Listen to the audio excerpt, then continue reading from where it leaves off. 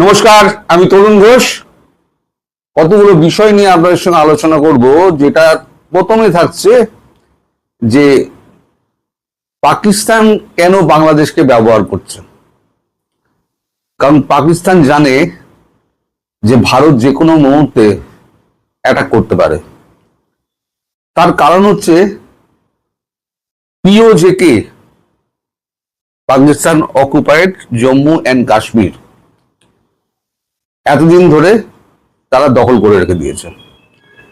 এখন সেই দখলকৃত জমি যারা ভোগ দখল করছিল বলে কাশ্মীরি, আসলে কাশ্মীরি নয়। পরে প্রসঙ্গে আসছি। এখন সেখানে বিক্ষোভ শুরু হয়েছে। বিক্ষোভ এমন উত্তাল হয়েছে যে তারা এবার ভারতকে বলছে যে তোমরা এগিয়ে এসো, সীমান্ত ভেঙে আমরা ভারতের সঙ্গে মিলতে চাই। আমি কিছুদিন আগে একটা ভিডিওতে বলেছিলাম যে আমাদের প্রতিরক্ষা মন্ত্রী রাজনাথ সিং বলেছেন পিওজেকে হেঁটে হেঁটে আমাদের কাছে আসবে। আমি বলেছিলাম এটা। গতকালকে বিভিন্ন কাগজে এটাকে ছড়িয়ে পড়েছে ভারতবর্ষে। যেমন আনন্দবাজার লিখছে, ভারতের সাহায্য চাই, পাক অধিকৃত কাশ্মীরে দাঁড়িয়ে বললেন স্থানীয় নেতা, আহ্বান তুললেন ইসলামাবাদের দিকে। আমি 4 লাইন শুধু পড়ছি, বেশি পড়বো না। ভারত পাকিস্তান প্রশাসনের দমন পীড়ন বেড়েই চলেছে। এই পরিস্থিতিতে ভারতের সাহায্য চাই, পাক অধিকৃত কাশ্মীরে দাঁড়িয়ে এমনটাই বলতে শোনা গেল সেখানকার জয়েন্ট অ্যাকশন কমিটি নেতা সর্দার আমন খানকে। তিনি জানিয়েছেন পাক অধিকৃত কাশ্মীরে প্রতিবাদীদের দমন করতে রেশন প্রয়োজনীয় সামগ্রী বন্ধ করেছেন। নয়াদিল্লিকে সাহায্য পাঠানোর জন্য আর্জি জানিয়েছেন তিনি। নিয়ন্ত্রণ রেখা বরাবর ভারতে প্রবেশের পথ খুলে দেওয়ার কথা বলেছেন তিনি।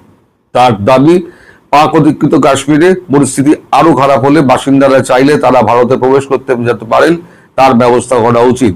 আমনের সেই বক্তৃতার ভিডিও সমাজ মাধ্যমে ছড়িয়ে পড়েছে। এখন এই যে খাদ্য, রেশন, ওষুধ, সমস্ত কিছু, ইলেকট্রিসিটি, সব কিছু বন্ধ করে দিয়েছে। শুধু এইটা নয়, প্রতিদিন লিখছে নিয়ন্ত্রণ রেখা ভেঙে এগিয়ে আসুন, পাকিস্তানকে শিক্ষা দিতে ভারতের সাহায্য প্রার্থী বিদ্রোহী অধিকৃত কাশ্মীরের নেতা। হিন্দুস্তান টাইমস লিখছে, পিওকে লিডার মেসেজ টু ইন্ডিয়া, পাক অধিকৃত কাশ্মীরে অশান্তির আবহ, ভারতের কাছে মানবিক সহায়তার আবেদন জেএসি নেতার। আমন খান, মানে আমন খান যার কথা বলা হচ্ছে বারবার, এই হচ্ছে আমন খান। আর এই হচ্ছে বিক্ষোভের ছবি, আপনারা স্ক্রিনে দেখতে পাচ্ছেন। এখন এরা যদি কোনোভাবে সীমান্ত ভেঙে এগিয়ে আসে, অথবা এই সুযোগটা যদি ভারত কাজে লাগায়, তাহলে পরে কি হবে? তাহলে পাকিস্তানের ভেতরে বুটস অন গ্রাউন্ডস হবে। আর পাকিস্তান জানে যে যদি এটা হয় তাহলে পরে পাকিস্তান টিকতে পারবে না।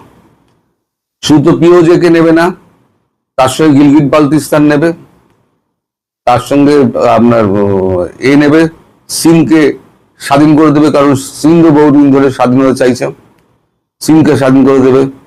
খাইবার পাখতুনখোয়াটা নিয়ে নেবে। তাহলে পড়ে থাকবে কি? ওদিকে আপনার পশ্চিমদের একটা আলাদা যে ডুরান লাইন ছিল, ওটাকে ভাগ করে দিয়ে দেবে, পশ্চিমদের ঝামেলা মিটিয়ে দেবে। বালুচ লিবারেশন আর্মিকে, বালুচিস্তানকে স্বাধীন করে দেবে। পড়ে থাকবে শুধু পাঞ্জাব প্রদেশ নিয়ে। পাঞ্জাবের লাহোর, কথায় কথায় বলে না, जिसे লাহোর নেই দেখা উসে দুনিয়া নেই দেখা। সকালে উঠে, ঘুম থেকে উঠে কাবাব, দুপুরে বিরিয়ানি, রাত্রিবেলা আবার কাবাব, তারপরে আবার শুয়ে পড়লো। এই এদের কাজ। তো এখন ভারত যাতে এখানে না ঢুকতে পারে, তার জন্য এই বাংলাদেশকে প্রক্সি হিসেবে ব্যবহার করতে চাইছে পাকিস্তান। কারণ পাকিস্তান মনে করছে ভারত দুটো ফ্রন্ট একসঙ্গে খুলবে না। যদি বাংলাদেশ থেকে ওরা আক্রমণ করে, মানে পাকিস্তান আক্রমণ করে, তাহলে পাকিস্তানকে মারার জন্য ভেতরে বুটস অন গ্রাউন্ডস করবে। যেটা আমি আগে বলেছি আপনাদের, বুটস অন গ্রাউন্ডস করবে। বুটস অন গ্রাউন্ডস করলে তাদের সৈন্য এদিক ওদিক করে যার জন্য তারা এলাকা ফিলাকা দেখে রাখছে। আপনাদের আবার 8,800 সব কুম্পু, তারপরে কি সব শিখছে না তারা, তারা এসে লড়বে ইন্ডিয়ান আর্মির সঙ্গে। ইন্ডিয়ান আর্মি যে কি জিনিস সে তো জানে না, তারা এসে লড়বে। মোটামুটি একটা জিহাদি সংগঠন তৈরি করছে 8,800 দিয়ে, আরো নেওয়া হচ্ছে। তাহলে কি হবে, ওদিকে যতই ওরা চেঁচাক না কেন, তাহলে পরে ওদের চেঁচারিটা থেমে যাবে যে ভারত তো একদিকে আক্রমণ করে দিয়েছে, তাহলে এদিকে যাবে না।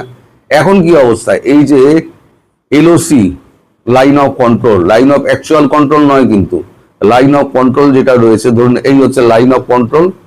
আগে কি হতো, এই দিকে সেনা, ভারতের দিকে সমস্ত পাকিস্তানি সেনা নল লাগিয়ে বসে থাকতো আর কামান লাগিয়ে বসে থাকতো।